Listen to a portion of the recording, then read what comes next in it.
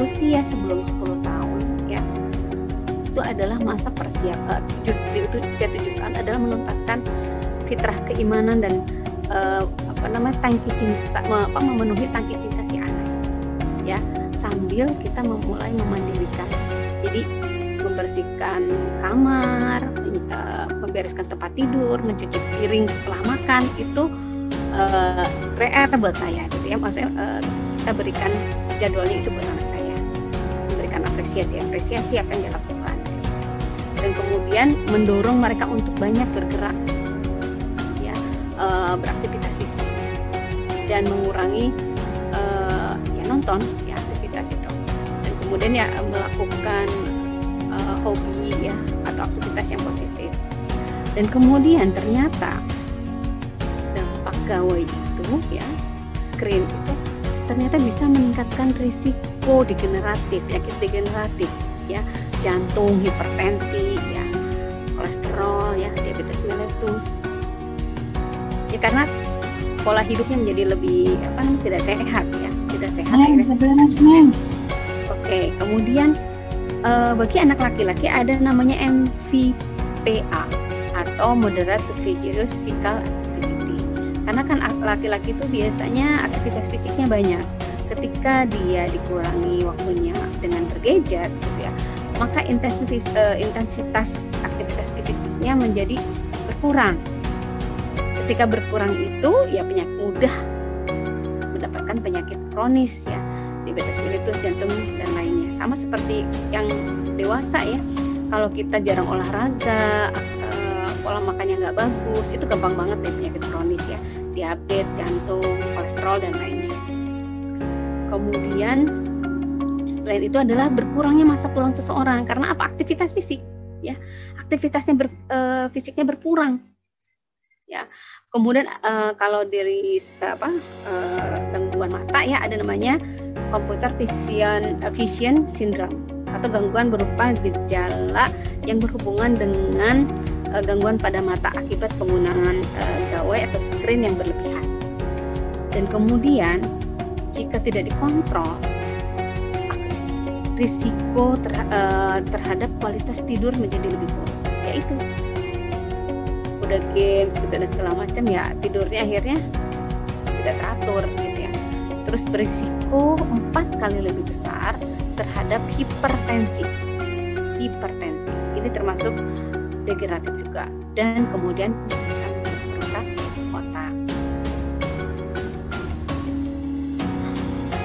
Nah, kemudian dari aspek psikis ya, screen time lebih dari 3 jam berhubungan dengan penurunan kualitas perkembangan sosio-emosional anak. Ibu bapak barangkali sekarang sebelum pandemi suka naik angkot, bis atau yang seperti itu, boleh dijawab, boleh dibuka Bu jarang sih kalau angkot sekarang ya. Kalau sebelum pandemi yang suka naik mobil umum? Kalau waktu sebelum pandemi sering ya Bun ya. Tapi setelah pandemi ini alhamdulillah yayasan tuh menyediakan mobil antar jemput, jadi kitanya lebih aman. Oke, alhamdulillah ya. Nah, Bu Eli, ketika dulu naik angkot sebelum Ibu punya HP, Ibu apa yang lakukan? Kalau ada orang di sebelah, di depan, atau paling ya menyapa gitu. Tapi sampai sekarang pun memang saya itu termasuk orang yang jarang HP itu suka disimpan di tas gitu, nggak di saku ya, karena katanya kalau di saku atau di yang dekat badan kita itu kan ada paparan radiasi ya. Nah, makanya saya itu termasuk orang yang suka dikomplain sama temen, katanya saya itu slow respon gitu. Karena jarang buka, jadi hanya jam-jam tertentu kalau kayak misalnya ngajar, benar-benar nggak bisa dihubungin saya itu. Nanti anak-anak pulang atau anak-anak jam bel pulang ya, baru saya buka HP untuk mengecek ada nggak orang tua yang izin menjemput telat atau bagaimana. Jadi termasuk saya suka dikomplain teman-teman karena slow respon Bunda. Tapi bagus sebenarnya, manajemen time-nya sebenarnya udah bagus ya, manajemen screen-nya ya. Tapi kalau Ibu lihat sekarang dengan kondisi sekarang, zaman dulu sebelum banyak HP dan sekarang ada HP, interaksi ketika diangkut bersosialisasi, saling nyapa. Bagus yang mana? Sebelum bagusan dulu Bunda. Kalau sekarang tuh kayaknya kalau saya naik angkot dulu ya sebelum pandemi ya, kayaknya ada ranteng masing-masing gitu. Nah, itu namanya sosio-emosional. Ya. Jadi perkembangan, ya itu orang dewasa aja aspek sosialnya berkurang. Yang dulu suka nyapa ya Bu Eli memang udah emang bakat nyapa ya, orangnya mungkin senang nyapa. Tapi zaman dulu gitu ya, dengan ketiadaannya HP kan tidak ada yang diantengin ya tadi ya. Akhirnya kan ya keliling gitu ya, sekeliling ya di angkot nanya gimana, ada yang punya anak apa bla bla bla, kan ditanya. Kalau sekarang ya itu tadi yang anteng-anteng itu, jadi memang apalagi sudah diberikan kepada anak yang belum tahu bagaimana cara mengelola ya, itu bisa mengurangi kualitas perkembangan sosial emosional si anak. Jadi kayak robot, nggak punya perasaan. Lihat sekarang gitu ya. Nah orangnya jadi cuek gitu kan, cuek aja gitu. Dan kemudian menunjukkan kecerdasan emosi, agresif ya. Jadi HP itu bikin kita fokus ya, apalagi anak gitu ya. Kalau nonton bener matanya itu ya melotot gitu ya.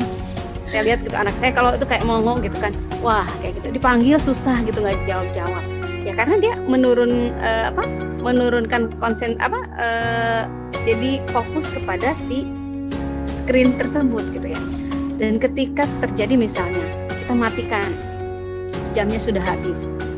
Jarang sekali anak itu dengan legowo, ya Bu, udah. Biasanya rewel ya. Nah, protes Bu, tambah lagi dong Bu, gimana gitu kan. Anak saya juga sama seperti itu. Tapi kita kasih tahu. Dan saya pernah lihat nih tetangga sebelah persis. Jadi anak itu dikasih pinjam HP ya oleh ibunya ya. Terus main games gitu ya, Mobile Legends ya zaman dulu tuh. Itu saya pernah lihat itu diganggu sama adiknya pengen lihat juga apa yang terjadi, ditendang tuh Bu adiknya. Saya kaget kan, agresif ya, jadi ngerasa, jadi itu sisi emosional udah terganggu ya. Nah kemudian yang lainnya adalah ketika anak bermain screen time 7 hari sekali, ini menurut hasil penelitian ya, berisiko mengalami depresi 2 kali lipat. Mata ya karena secara sosial juga terganggu ya, secara emosi juga terganggu, jadi mudah depresi. Zaman dulu kita ya, makanya anak sekarang ya, anak-anak milenial sekarang itu menurut penelitian mereka itu anak-anak yang mudah stres dibanding kita ya, angkatan kita ya, angkatan 70-an, 80-an gitu ya, lahir 80. Itu karena mereka masih bermainnya main yang ini, yang alami ya.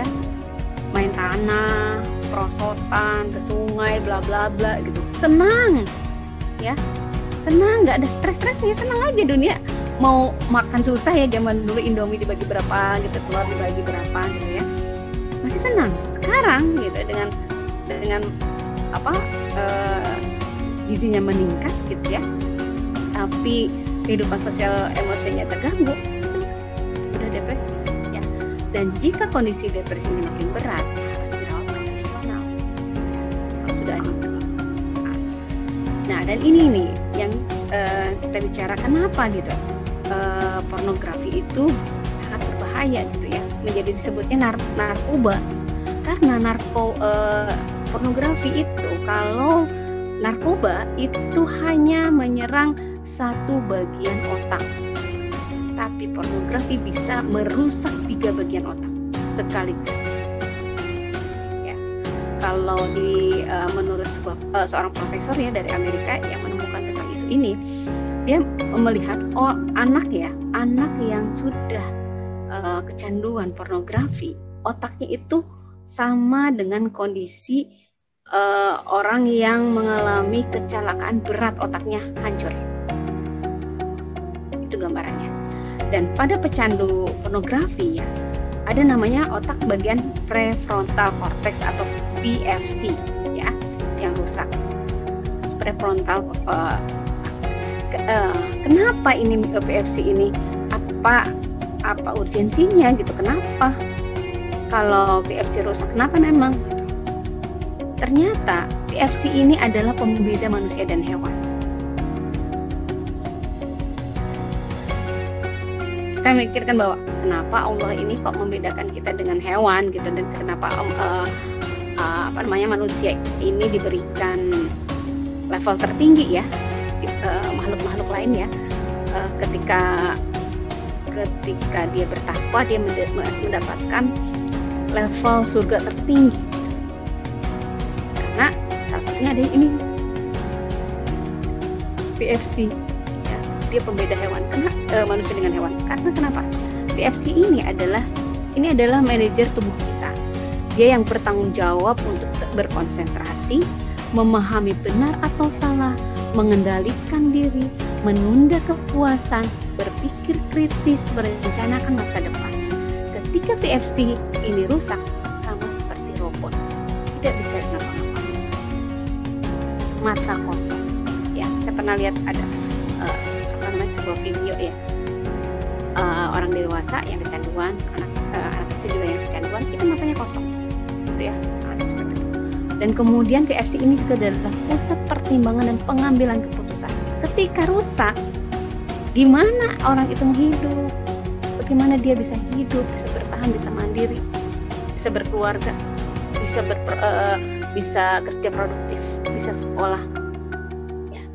Dan VFC inilah yang membentuk kepribadian dan perilaku sosial. Ya, karena ternyata tadi gadgetnya bikin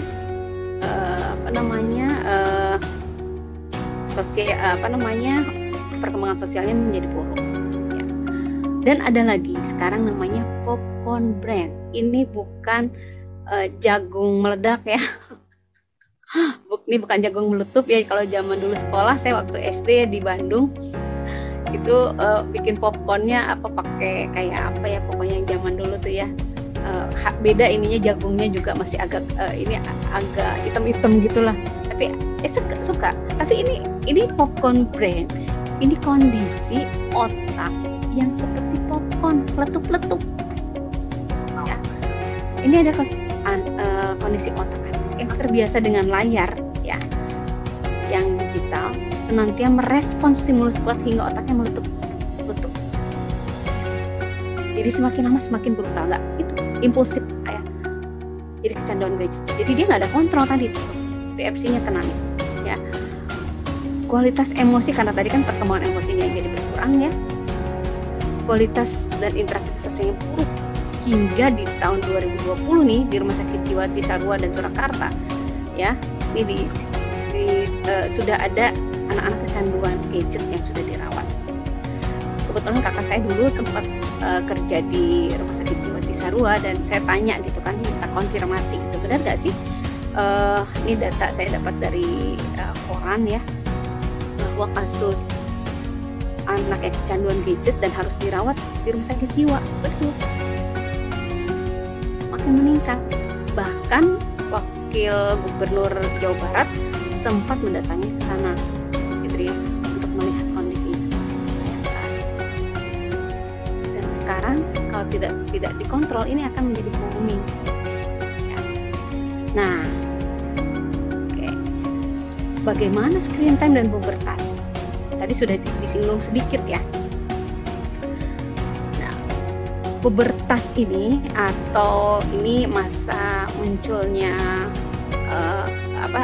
balik atau secara matang secara fisik ya, ditandai dengan munculnya substansi perbedaan seksual ya, misalnya perempuan yang menstruasi, laki-laki yang basah, terus kemudian secara fisik juga ada jakun, perempuan ada berkembang payudaranya dan lain-lain gitu ya. Dan kemudian ternyata usia pertama haid gitu ya, sebagai penanda balik seseorang perempuan ya, seorang perempuan itu di berbagai negara memperlihatkan kecenderungan penurunan usia. Saya mungkin dulu sekitar 13 tahun lah gitu ya, 13 tahun. Dan kemudian mungkin zaman orang tua kita mungkin 16 tahunan barangkali. Dan hampir satu abad ini hingga kini terjadi penurunan usia kematangan biologis. 1 abad. Kenapa? Karena ya kehidupan ekonomi makin meningkat. Dan ternyata faktor yang mempengaruhi balik itu ya pubertas itu salah satu, ada faktor keturunan, ada faktor lingkungan. Nah tadi screen time itu masuknya ke lingkungan, ya karena tidak dibawa, gitu ya. Ini lingkungan status gizi juga karena kan diberi ya dari orang tua juga, gitu kan. Status gizi, ya kan makannya nggak teratur, banyak yang siap saji, yang penuh dengan hormon ya, kayak Kentucky, terus makanan ciki yang lain-lain penuh dengan MSG, zat aditif dan lain-lainnya ya. Terus kemudian juga faktor lingkungan, sosial ya. Dari screen juga kan sosial ada ya, tayangan-tayangan yang negatif gitu ya, yang pornografi itu sama. Terus juga ada namanya komposisi jaringan adipos, ini terkait dengan masalah lemak ya, jaringan lemak.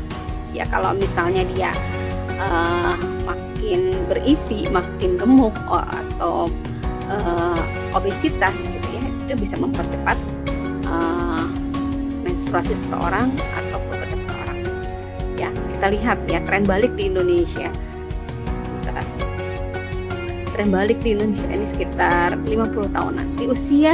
Di sekitar 1963 rata-rata usia mens pertama itu ada yang 16 tahunan ya, ini 16 tahunan. Masa milenial sudah mulai turun 12.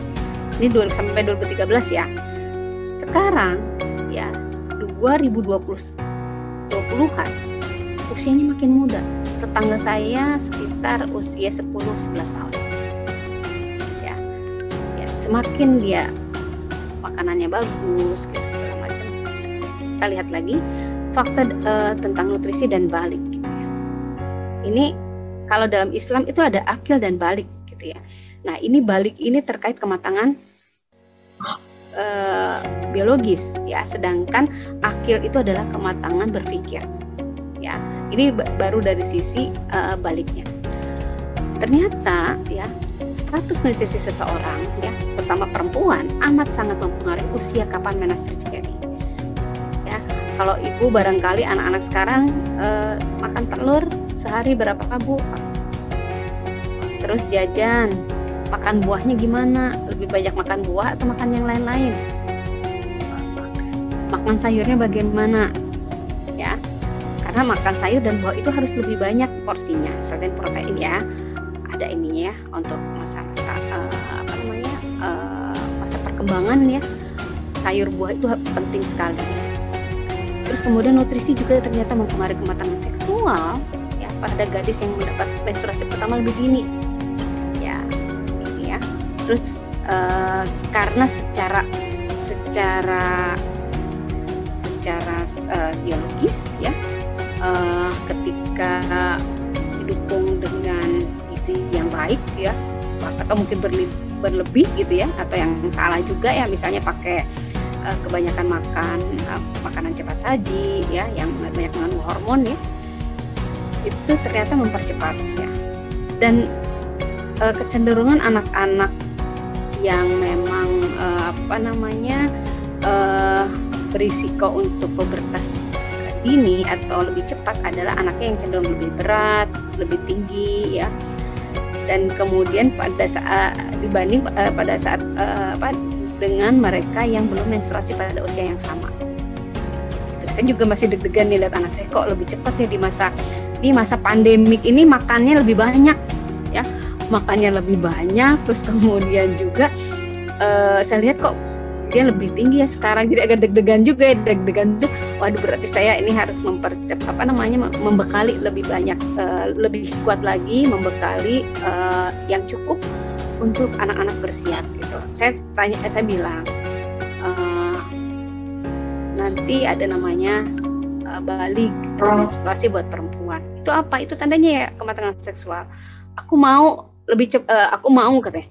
Tapi saya bilang ketika sudah menstruasi maka dosanya sudah dihitung.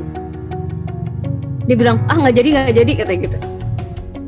Kenapa? Takut gitu. Tapi ya kita harus siap gitu. Kita harus menyiapkan gitu. Kemarin dia sempat komen ya, aku kok jadi perempuan ribet banget sih gitu. Terus gitu kan harus kan dia sekarang udah anak saya usia bulan depan tuh baru 8 tahun. Terus dia bilang, kan bantuin ibunya gini, Bunda, kok jadi perempuan ribet banget sih, harus nyiapin ini itu. Ya itulah perjuangannya perempuan, itu pahalanya perempuan tuh di situ gitu. Ya, jadi dilakukan dialog gitu ya, dialog ya, sudah mulai dikritis gitu ya. Nah, terus kemudian yang lain juga, nah ini ya, ada anak overweight atau obesitas ya, yang berlebih berat badannya ya, 17,2%-nya itu ternyata ditemukan pada subjek yang sudah menstruasi. Jadi kemungkinan ketika anak itu overweight, ya obesitas ya, IMT-nya tidak seimbang, maka kemungkinan dia menjadi lebih cepat untuk mendapatkan menstruasi. Dan kematangan seksual ini ya yang secara biologis ini yang lebih awal itu dihubungkan dengan meningkatnya indeks massa tubuh. Jadi antara tinggi dan berat badan ada penghitungannya. Jadi kalau misalnya dia melebihi dari yang standar IMT gitu ya, indeks massa tubuh tubuhnya, berarti ya kemungkinan ada risiko untuk lebih cepat dalam mendapatkan pubertas menarche ya bagi perempuan. Ya, anak yang mengalami obesitas ya itulah early menarche. Dan ini juga semakin tinggi gizinya maka si anak akan berkembang besar. Ya kondisinya beda dengan kita zaman dulu kan, makan itu terbatas ya. Orang tua zaman dulu mungkin ekonominya masih pas-pasan, telur masih dibagi, saya masih ngalamin dibagi, harus bagi berapa tuh, terus Indomie nggak bisa satu sendiri kan seorang, seperti itu. Kalau sekarang anak bebas segala macam gitu ya, bahkan ada yang minta telurnya 2 apa segala macam, akhirnya cepet banget. Nah, namun ya kondisi tadi bahwa ternyata pubertasnya itu semakin cepat ya, menstruasinya makin cepat, atau kalau laki-laki mimpi basahnya lebih cepat, ternyata bekal pengetahuan remaja atau si anak itu masih kurang, masih minim ya. Kalau dilihat dari penelitian, bekalnya gitu kayak tadi, apa yang terjadi ketika anak itu menstruasi atau sudah mimpi basah? Apa dampaknya? Secara fisik maka dia sudah matang, tapi dalam agama gitu ya, mereka sudah harus bisa menanggung ya, menanggung bebannya Pak, menanggung dosa. Jadi mereka sudah harus bisa memilah ya, memilih mana yang baik dan tidak, karena apa yang mereka lakukan sudah dicatat oleh malaikat, apakah itu baik atau tidak. Dan ini nih, dan kemudian juga ternyata banyak ya, karena mereka nggak punya ilmunya ya, si remaja itu jadi ada ya yang kurang menyambut positif gitu datangnya menstruasi, itu jadi bikin stres gitu. Kayak tadi kayak anak saya nanya, kok jadi ini sih ribet banget gitu. Tapi kemudian kita sebutkan bahwa itu adalah fase yang harus dialami oleh seorang manusia, terutama perempuan pada saat menarche gitu ya, itu harus dilalui ya, bahwa itu adalah justru sebuah anugerah ya. Dengan menarche itu, dengan mens itu kita diberikan kesempatan ya, ada potensi untuk bisa melahirkan, memberikan keturunan terbaik ya buat agama kita dan keturunan kita ya. Ternyata ya ini masih banyak yang menyambut menstruasi itu ya karena masih minim ya, dengan perasaan yang kecewa, takut, sedih gitu ya. Dan begitu ketika saya menjadi seorang dosen ya, dan juga sebagai analis data di sebuah di kantor penelitian gitu ya, saya mendapatkan data-data ya bahwa memang mereka nggak tahu, banyak yang orang tuanya tidak memberikan pemahaman bagi si anak tentang persiapan balik. Masih minim sekali. Misal dulu itu saya pernah melakukan FGD ya, focus group discussion gitu ya, pada kelompok perempuan ya yang sudah dewasa, dan saya kita menanyakan bagaimana rasa persiapan mereka ketika mereka mengalami menstruasi pertama dan kemudian apa yang disiapkan sebelumnya oleh orang tua. Dan hampir semua ya, tidak semuanya tapi hampir semua itu mereka tidak memberitahu kepada si orang tua ya, terutama laki-laki nih. Kalau perempuan ada yang masih dekat dengan ibu ya, tapi ada juga yang memang tidak diberitahu oleh orang tuanya gitu. Bahkan mereka itu ada ya, teman saya itu yang dia salah menempatkan pembalut. Jadi dia tidak tahu cara memasang pembalut. Jadi dia nempel steel lamp-nya itu nempel pada kemaluannya dia gitu. Saking tidak dikasih tahu ya. Terus kemudian juga ada teman saya juga yang dia cerita, dia tidak tahu kalau misalnya pembalut yang kotor itu harus dibersihkan dulu sebelum dibuang, karena kalau tidak itu jadi makanan anjing tuh, pernah ya, jadi hewan-hewan tuh ya jadi kotor gitu ya, itu sempat gitu. Jadi yang bekas pembalutnya itu tidak dicuci ya, jadi darah itu berceceran karena diambil oleh anjing tuh ya. Saya lihat, aduh kan ngeri banget gitu saya lihat. Dan ternyata kalau anak kita dibekali dengan informasi yang cukup ya, itu akan berdampak pada dia untuk menyiapkan kesiapan baik ya, menyambut menarche. Sama ketika mungkin ceritanya kisahnya dalam Islam itu Maryam ya, Siti Maryam dan juga Ismail dan Nabi Muhammad. Usia-usia mereka itu di usia baliknya itu mereka sudah mandiri ya. Mereka menjadi pribadi anak-anak yang luar biasa secara fisik tapi juga secara ruhiyah, mentalnya luar biasa. Ya, bagaimana Rasulullah ketika ya mungkin Allah telah juga jaga ya, ketika ada naluri remaja ya, ketika diajak oleh teman-temannya untuk menonton hiburan malam. Tapi setiap Rasulullah itu akan melihat, berniat itu Allah memberikan rasa ngantuk. Jadi Rasul tidak sempat melihat hal-hal yang tidak baik dijaga. Sama berarti anak-anak itu juga seperti itu. Nah, dan orang tua ini memang saya sempat secara saya analisis ya, memang orang tua banyak yang tidak memberitahu. Itu karena apa? Aduh, malu, takut jorok, atau memang orang tuanya tidak punya ilmu, atau tidak tahu bagaimana cara ngomongnya gimana ya biar nggak jorok gitu ya, atau yang tepat seperti apa sih, atau memang di rumahnya sendiri tidak ada komunikasi. Akhirnya apa yang terjadi? Anak-anak mencari sumber yang lain. Menurut hasil penelitian dari SDKI, Survei Demografi Kesehatan Indonesia, selama beberapa tahun ya saya lihat trennya gitu ya, yang dijadikan sumber informasi bagi anak dan remaja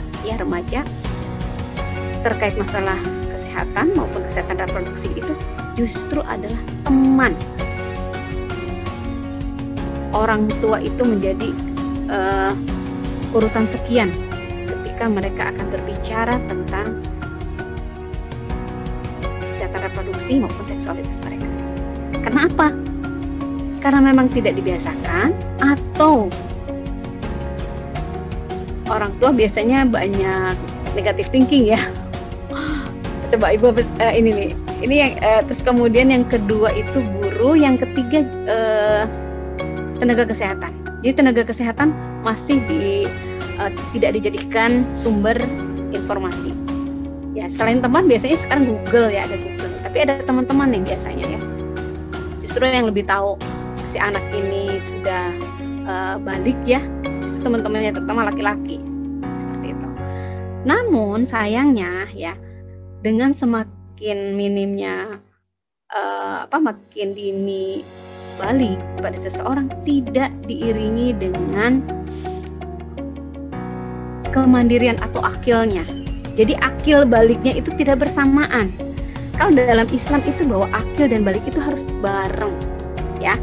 Di rentang usia 14 tahun harusnya sudah mulai mandiri. Anak SMP itu harusnya sudah diberikan, dia sudah mulai mandiri ya, bisa menghasilkan sendiri secara ekonomi ya.